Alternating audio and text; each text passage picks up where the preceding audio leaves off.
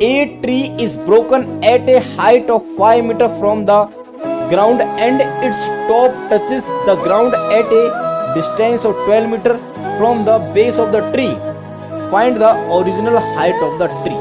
एक बार हिंदी में पढ़ लो क्वेश्चन क्या क्या नाम से कि एक पेड़ को जमीन से 5 मीटर की ऊंचाई पर तोड़ा गया है और इसका शीर्ष पेड़ के आधार से 12 मीटर की दूरी पर जमीन को छूता है। पेड़ की मूल ऊंचाई ज्ञात करिए। तो देखो भाई हमारे पास क्या पेड़ ये है, ठीक है, मान चलो ये ए बी क्या है, पेड़ की ऊंचाई है, ठीक है।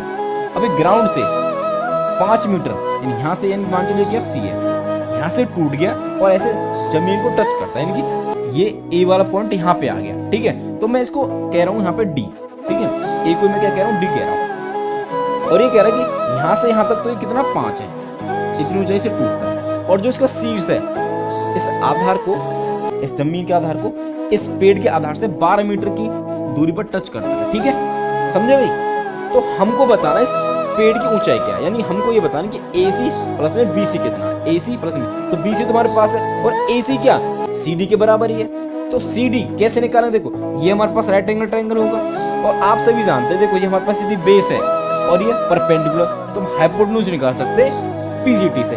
तो PGT से हाइपोटेन्यूज क्या होगा, देखो h का स्क्वायर बराबर बेस का स्क्वायर प्लस में परपेंडिकुलर का स्क्वायर। तो यहाँ से देखो बेस यानी कि 12 का स्क्वायर प्लस में परपेंडिकुलर 5 का स्क्वायर। तो हमारे पास है देखो 12 का स्क्वायर 144 और 5 का 25, तो हमारे पास आएगा 4 और 5 9, 4 2 6 और ये 1। हमको चाहिए h, तो इस तरफ क्या रहेगा भाई अंडर रूट, तो 169 किसका स्क्वायर रूट होता है भाई, ये होता है 13, कितने का 13 का। और ऐसे आप याद भी रख सकते हैं, हमारे पास 5 12 और 13 क्या होता है ट्रिपलेट होता है, ठीक है, PGT की।